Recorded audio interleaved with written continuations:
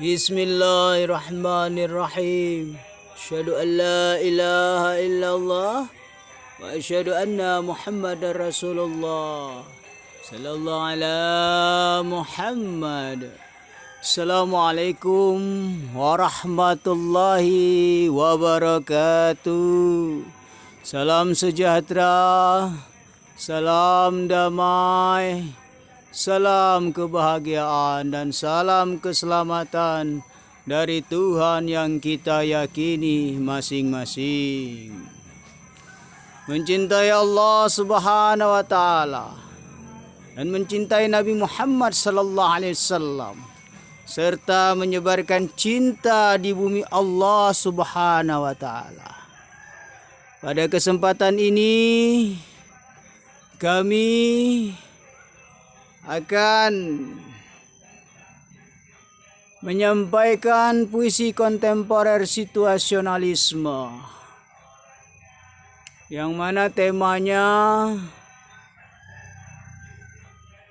Malam Seribu Puisi menuju kudeta sipil tak berdarah untuk melengsarkan kursi kepresidenan Prabowo Subianto.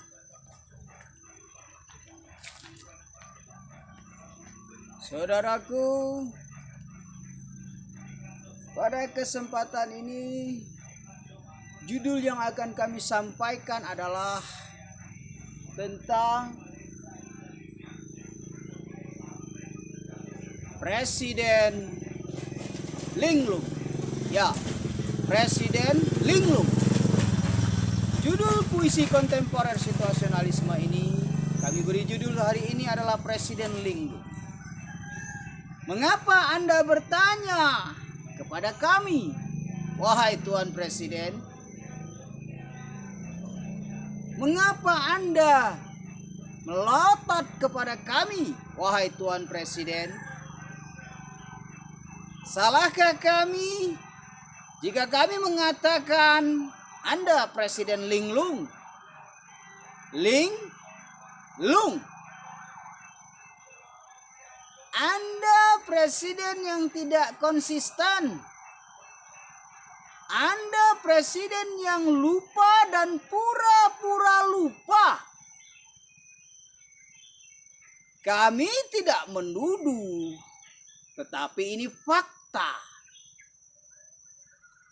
Bahkan telur puyuh yang diletakkan di atas sepatu yang sudah bolong, dan sepatu itu milik anak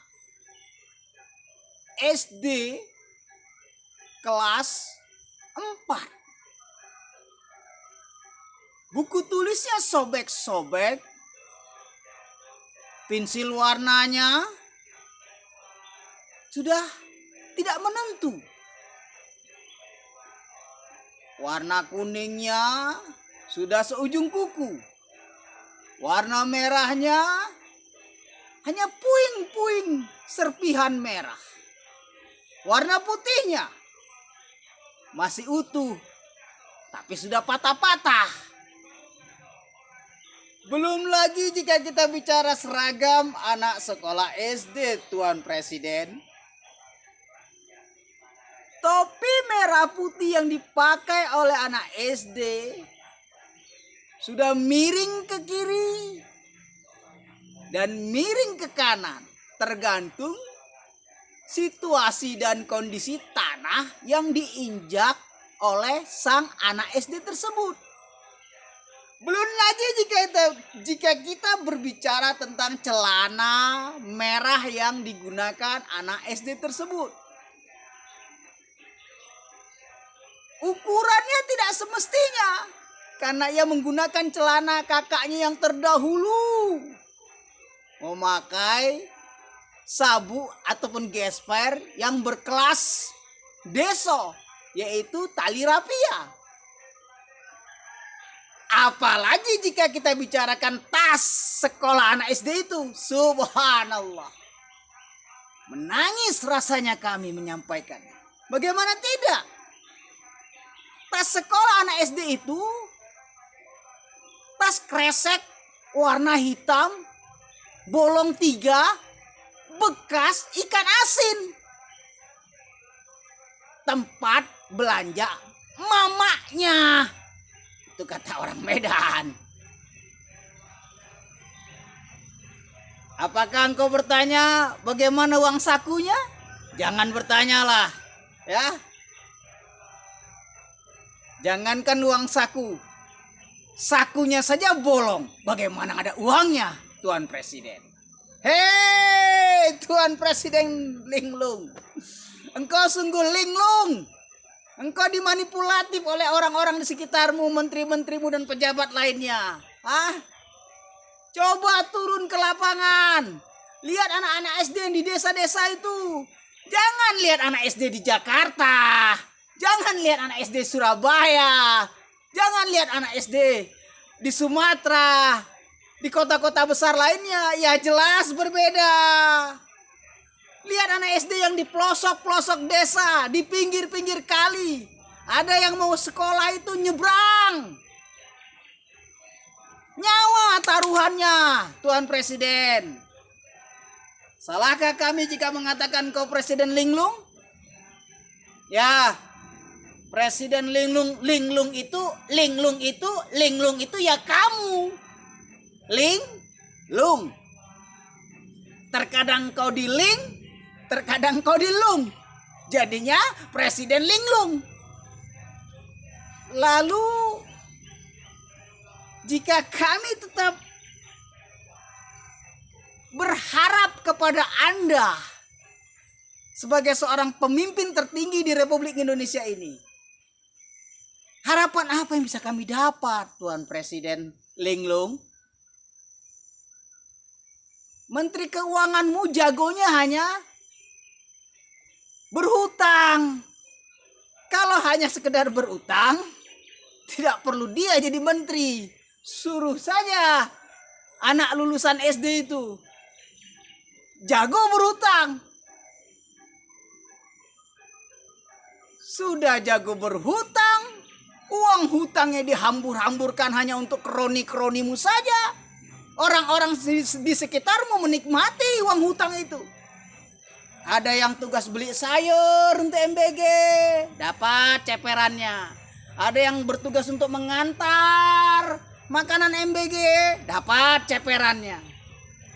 Bahkan dibelikan motor, dibelikan fasilitas, dapur mewah. Hello, jika kita ingin menyederhanakan konsep MBG sangat sederhana. Serahkan MBG itu kepada tingkat RT, selesai. Jangan bicara higienis atau tidak higienis, sudah nggak berlaku di Nusantara ini. Anak-anak kita ini kebal semua. Emak-emaknya itu, ibu-ibu RT, suruh bikin dapur umum, masak MBG, bagikan satu RT itu. Begitu cara pengaturannya. Jangan dipisah-pisah. Buat bangunan sendiri, dapurnya harus begini begitu. Itu menghambur-hamburkan. Apa kau lupa? Karena kau bukan orang desa sebenarnya. Lihat anak-anak desa itu. Hanya makan telo, sehat. Jadi tidak ada alasan MBG itu hanya dikuasai oleh orang-orangmu. Serahkan kepada semua RT di seluruh Republik Indonesia ini. Suruh buat dapur umum. Ibu-ibu RT yang memasaknya.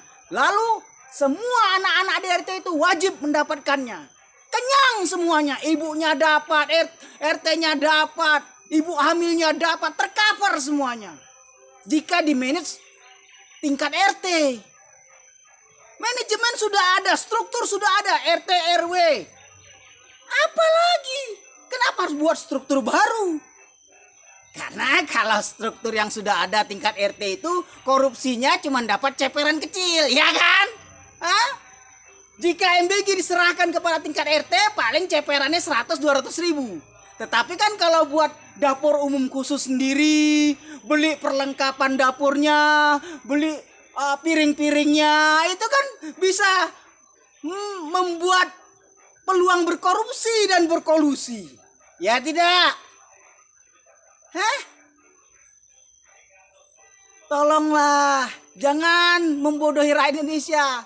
Rakyat Indonesia ini anak-anak Indonesia ini roti jatuh di tanah, belum 5 menit dimakan, gak ada sakit.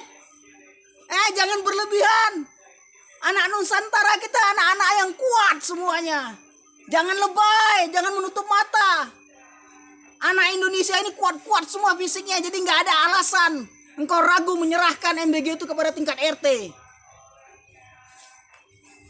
Jika kau bertanya kepada burung perkutut yang barusan lewat ini, dia bilang, "Hei penyair gila, sudahlah.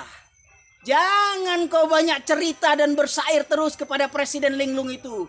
Gulingkan, lengserkan, jatuhkan. Dia jadi dari kursi kepresidenannya."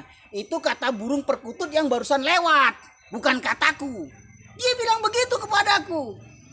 Percuma berbicara banyak-banyak kepada Presiden Linglung. Memakai bahasa manusia saja susah dia mengerti. Apalagi memakai bahasa syairmu yang multi tafsir. Bulet. Subhanallah, astagfirullahalazim. Presiden Linglung, sudahi basa-basimu. Uang hasil hutang itu banyak diserap ke MBG. Dan MBG itu merusak tatanan.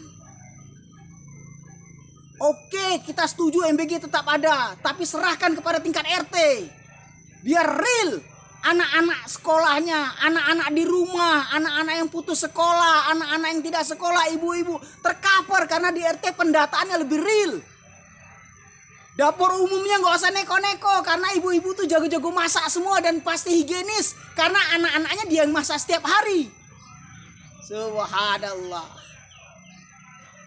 Bisakah engkau berpikir seperti ini Tuan Presiden Linglung? Punyakah rasa malumu Tuan Presiden Linglung? Berapa ratus triliun habis untuk MBG? Uang hasil hutang terserap penuh kepada MBG dan Koperasi Desa Merah Putihmu itu. Tidakkah engkau malu? Masihkah engkau mempertahankan egomu Tuan Presiden Linglung? Gunakanlah ibu-ibu RT itu sebagai yang tukang masaknya. Itu lebih realistis. Tidak perlu beli seragam. Tidak perlu sef-sefan. Karena ibu-ibu paham betul bagaimana membuat masakan yang disukai anak-anaknya sendiri. Tingkat RT. Jangan bermain wilayah sekolah ini, sekolah itu. Itu kan ladangnya korupsi. Bisa kong kali kong satu sama lain. Kalau bermain MBG di tingkat RT aman. Tinggal kasih dana kepada Pak RT. Pak RT membagikan kepada ibu-ibu RT. Ibu-ibu RT masak setiap hari. Kenyang semuanya seluruh Indonesia. Real. Tidak ada yang namanya makanan sisa. Tapi coba engkau lihat MBG yang ada saat ini. Di sekolah-sekolah. Berapa banyak makanan mubazir. Yang tidak dimakan oleh anak-anak. Karena apa? Karena anak-anak itu beda cita rasanya. Ibunya nggak masak seperti ini. Ada telurnya bau oreng lah. Ada telurnya bau nanas lah. Dan sebagainya. Tapi coba. Kalau MBG itu dimasak tingkat ibu RT. Ibu RT itu tahu selera anaknya. Satu RT itu paham anaknya makannya sukanya apa. Dan ingat Indonesia ini khususnya daerah Jawa. Dan di luar Jawa juga. Punya rasa gotong royong. Dan punya kebiasaan kendurenan. Yasin tahlil. Itu masa-masa besar itu. Itu sudah biasa. Kenapa tidak menggunakan sistem itu? Lihat lo di kampung-kampung. Bagaimana kalau yasinan? Pasti mereka bergotong royong masaknya satu sama lain. Nah kenapa nggak gunakan sistem itu? Tidak perlu beli peralatan masak baru. Tidak perlu pakai dapur-dapur higienis itu. Terbukti dari dulu orang-orang yasinan. Makanan kenduren itu nggak ada yang sakit perut. Karena dimasak bersama. Oleh ibu-ibu RT-nya. Lihat itu tasyakuran lautan. Petik laut. Itu masaknya satu kampung. Kenapa nggak gunakan sistem MBG dengan yang memasaknya orang satu kampung? Kan beres. Jika terjadi apa-apa, orang kampung itu bertanggung jawab. Dan sisa uang MBG bisa masuk kas RT. Dan bisa untuk kebutuhan anak-anak yang membutuhkan. Realistis kan? Jika engkau tidak linglung. Tapi memang namanya presiden linglung ya memang membuka celah untuk koruptor. Berapa banyak koruptor bermain triliunan, mencaplok, memangkas uang-uang MBG itu. Sudahlah, terima saja konsep ini. Nah, bubarkan itu. Dapur-dapur MBG nggak jelas itu. Serahkan kepada RT seluruh Indonesia. Ibu-ibu RT jago masaknya. Lebih enak. Dan lebih higienis. Dan lebih aman. Mereka nggak mungkin meracuni anak-anaknya. Karena setiap hari mereka masak untuk anak-anaknya. Bahkan uang MBG pun bisa banyak turahnya. Karena rasa kebersamaan gotong royong nggak perlu digaji-gaji. Tuh. Enak kan? Kalau MBG. Allahumma sholli ala sayyidina Muhammad. Maaf nggih. Maaf. Allah ngapunten. Ini kesalahan teknis terlalu semangat. Maaf, Pancasila jatuh terlalu semangat. Nah, ini menunjukkan Pancasila kita pun gregetan gitu loh. Karena kasus MBG ini udah luar biasa. Udah jelas-jelas ada koruptornya. Setiap habis dibagikan ke sekolah-sekolah banyak makanan mubazir. Coba kalau ibu-ibu RT yang masak, dijamin tidak ada yang mubazir. Begitu turah, dibagi-bagi sama ibu-ibu RT. Tetangga kiri kanan yang masak bawa, ya seperti kenduren biasanya. Coba lihat orang mantenan itu. Di kampung-kampung itu. Kan kalau turah boleh dibawa pulang. Begitu konsep MBG-nya sederhana. Nggak banyak keluar uang. Nggak perlu gaji sep-sepan. Sudahlah, aku capek. Semut sudah kasih kode kepadaku. Udahlah, percuma kau bilang-bilang itu. Yalah, Tuan Semut. Susah kita ngomong sama Presiden linglung seperti ini. Gimana kita nggak berkuar-kuar tentang MBG? MBG ini biang keroknya koruptor. MBG ini biang masalah. Masalahnya hutang itu uang kita, uang rakyat kita yang bayar. Tapi mereka enak-enak. Barakallahu alhamdulillah rabbil alamin. Kita sudah sentil 3.500 kali. Ngapunten nggih, Tuan Presiden linglung. Sallu ala nabi. Lagi sekelas presiden, sedekah anak yatim 5.000 orang lah. Udah banyak itu menteri-menterimu makan uang MBG. Biar nggak masuk neraka jahanam mereka. Subhanallah, astagfirullah, sallallahu ala Muhammad. Untuk saudaraku saya ikhlaskan saja di sekitar Anda anak-anak yatim yang nggih. Semoga MBG diserahkan kepada ibu-ibu RT seluruh Republik Indonesia. Sallallahu ala Muhammad. Allahumma sholli ala sayyidina Muhammad.